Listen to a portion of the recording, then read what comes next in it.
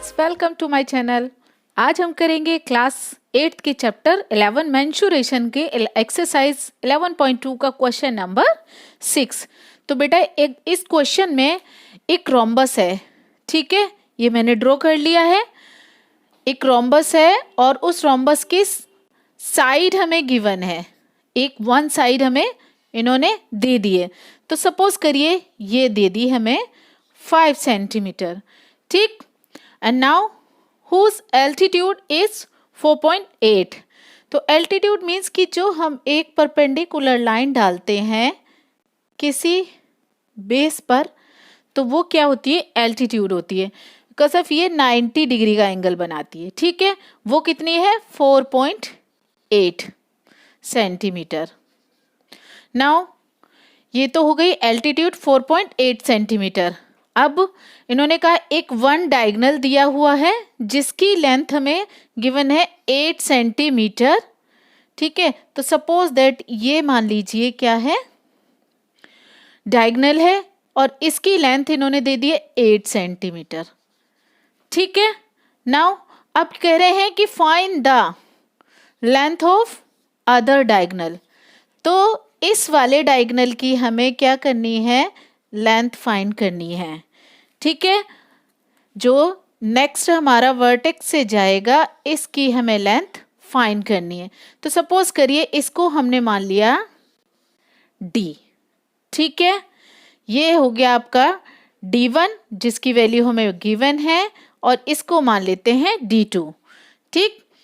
तो क्वेश्चन को दोबारा देख लेते हैं। रोम्बस हमें एक स्ट्रक्चर बताया है जिसको मैंने ड्रॉ कर लिया है, जिसमें एक साइड हमें दे दी है और एक हमारा क्या दे दिया, एल्टीट्यूड दे दिया। एल्टीट्यूड जो भी एक वर्टेक्स से किसी भी लाइन पर यानी कि बेस पे डालेंगे तो वो 90 डिग्री एंगल बनाता है और उसकी लेंथ कितनी है, 4.8, ठीक है। और इसमें एक डायगोनल हमें दे दिया है जिसकी है 8 सेंटीमीटर और दूसरे डायगोनल को हमें फाइंड करना है, राइट। तो इसके लिए क्या करेंगे हम, सबसे पहले जो चीजें हमें दे रखी हैं वो लिख लेते हैं, ठीक। एक तो हमें h गिवन है, वो कितना है, 4.8 सेंटीमीटर। दूसरा D1 हमें गिवन है, वो कितना है, 8 सेंटीमीटर।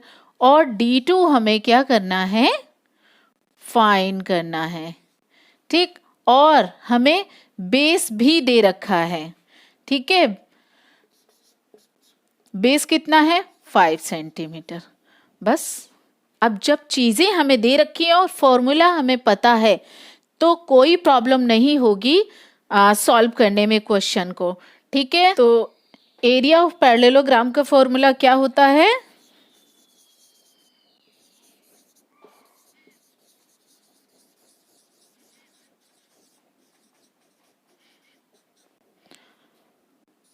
हाइट इनटू बेस, ठीक। तो इससे कंफ्यूज नहीं होना है कि रोम्बस और पैरेललोग्राम में, ठीक है। रोम्बस और पैरेललोग्राम का जो स्ट्रक्चर है वो रोम्बस हो या पैरेललोग्राम है। तो इसको आप दो तरीके से भी मान सकते हैं कि जो रोम्बस के फॉर्मूले को आप रोम्बस के फॉर्मूले को दो तरीके से लिखा जा सकता है, हाइट इनटू बेस और 1/2 प्रोडक्ट ऑफ डायगोनल्स। अब हमें डायगोनल्स नहीं गिवन है तो हमने क्या फॉर्मूला लगाया, हाइट इनटू बेस का। तो यहाँ पैरेललोग्राम भी अगर लिखते हैं इस रोम्बस को तो कंफ्यूज नहीं होना है कि पैरेललोग्राम क्यों है, क्योंकि रोम्बस एक पैरेललोग्राम ही होता है। तो हाइट और बेस के अकॉर्डिंग हम इनकी वैल्यू पुट कर लेते हैं, 4.8 इंटू 5। ये सब किस में है, सेंटीमीटर स्क्वायर बन जाएगा क्योंकि दोनों की मल्टीप्लिकेशन होगी, ये भी सेंटीमीटर ये भी सेंटीमीटर। कितना हो गया, 5 8 जा 40, कैरी 4, 5 4 जा 20 और 4 40 24। ये सेंटीमीटर स्क्वायर में आ गया क्योंकि 0.1 के बाद है तो हमने ये लगा दिया। अब करना है डायगोनल फाइंड करना है, एक डायगोनल गिवन है, सेकंड हमें फाइंड करना है। तो रोम्बस का फॉर्मूला लगाते हुए एरिया ऑफ क्या, रोम्बस, ठीक है,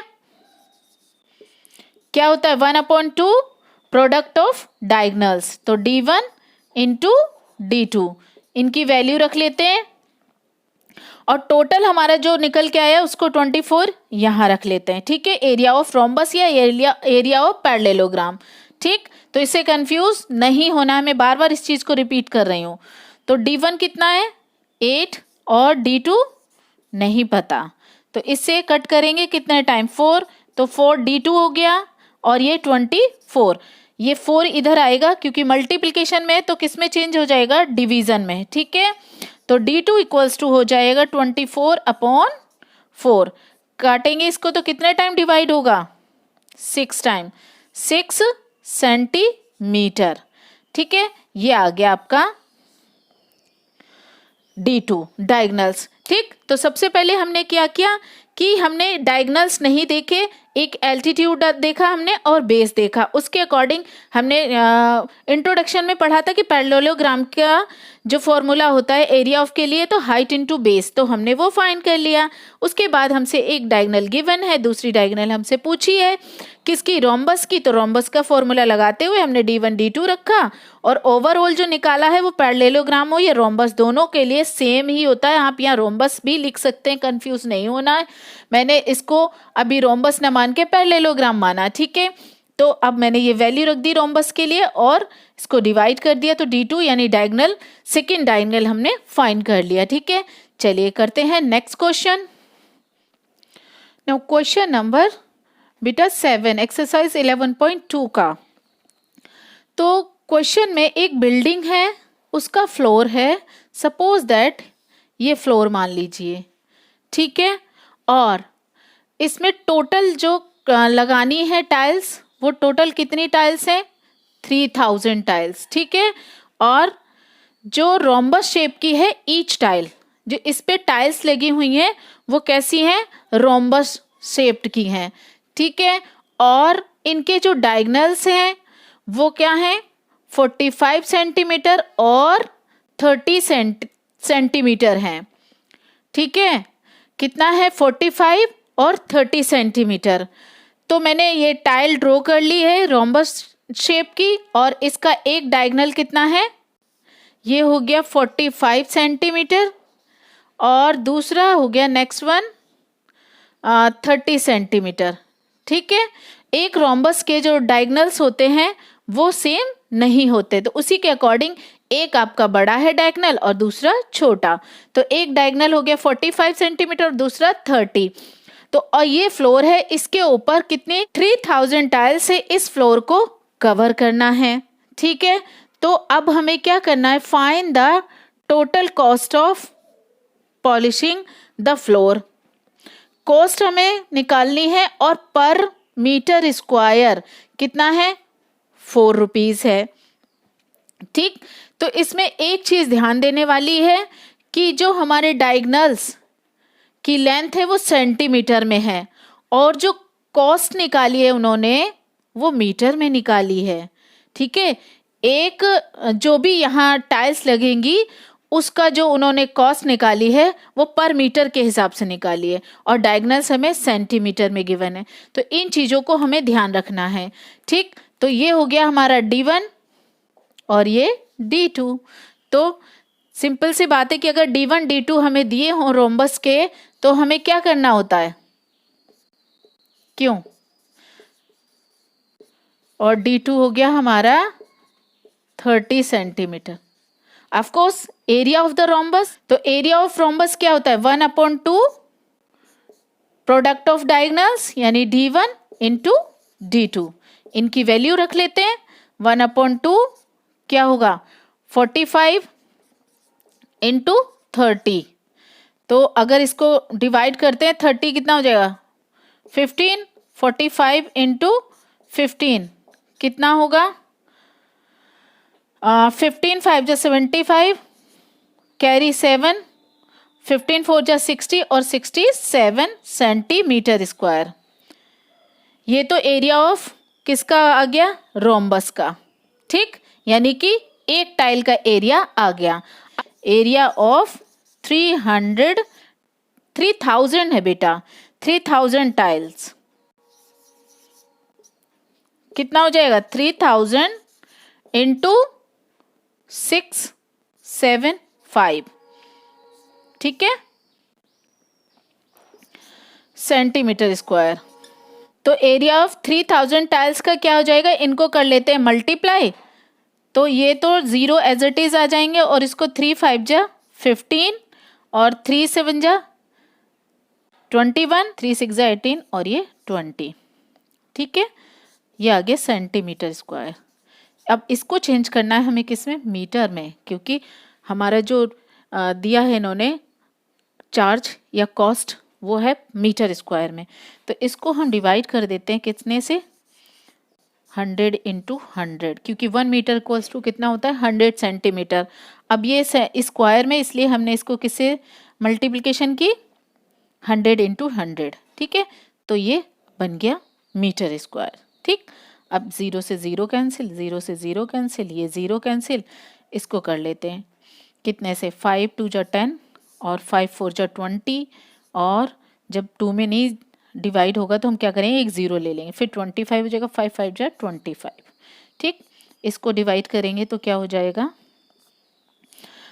2 2 जा 4 0, 2 2 जा 4 और 2 5 जा 10। तो आंसर इसका हो जाएगा 202.5 मीटर स्क्वायर। ठीक है, नाउ अब निकाल देते हैं कॉस्ट। ठीक है, तो कॉस्ट ऑफ पॉलिशिंग कितना, 202.5 मीटर एरिया का। ठीक है, ना आ जाएगा 202.5 इंटू 4, इन सबको मल्टीप्लाई कर लेते हैं, 5 4 जा 20 और 4 2 जा 8 और 2 10 और यह आ जाएगा 1 और 5 2 जा 8, पॉइंट कितने के बाद, इतने के बाद, तो आ गया 810 रुपीज़। इतना कॉस्ट आएगा इतने एरिया को पॉलिश करने में। ठीक है, तो हमने क्या किया, सबसे पहले हमने देखा एक फ्लोर गिवन है, उसके लिए एक टाइल गिवन है जो रोम्बस शेप की है, उसमें डायगनल्स दिए हुए, तो डायगनल के अकॉर्डिंग हमने रोम्बस का फॉर्मूला लगाया और निकाल दिया क्या, एरिया ऑफ 1 रोम्बस। ठीक, अब 3000 का निकालना है तो 3000 से मल्टीप्लिकेशन कर देंगे। ठीक है, तो आ गया 202.5 मीटर स्क्वायर। मीटर में कैसे कन्वर्ट किया, ये सेंटीमीटर में था सेंटीमीटर स्क्वायर, इसलिए 100 इंटू 100 से डिवाइड कर दिया क्योंकि हम बड़ी यूनिट में जा रहे हैं। ठीक है, अब हमें कॉस्ट निकालनी थी पॉलिश की 4 मीटर स्क्वायर में, तो ये हमारी मीटर में आ गई थी, तो उसको हमने मल्टीप्लिकेशन किया तो इतने रुपीज़ आ जाएंगे जो पॉलिश करनी है ओवरऑल इस फ्लोर पे। ठीक, तो आई होप आपको ओवरऑल सॉल्यूशन समझ आ गए होंगे विद क्वेश्चन। अगर कोई डाउट है तो कमेंट्स करके पूछ सकते हैं, और अगर सारे सॉल्यूशन समझ आए हैं तो मेरी वीडियो को लाइक शेयर सब्सक्राइब करें, पढ़ते रहें, अपना ख्याल रखें। मिलते हैं न्यू वीडियो में न्यू क्वेश्चन के साथ, तब तक के लिए टेक केयर, बाय बाय।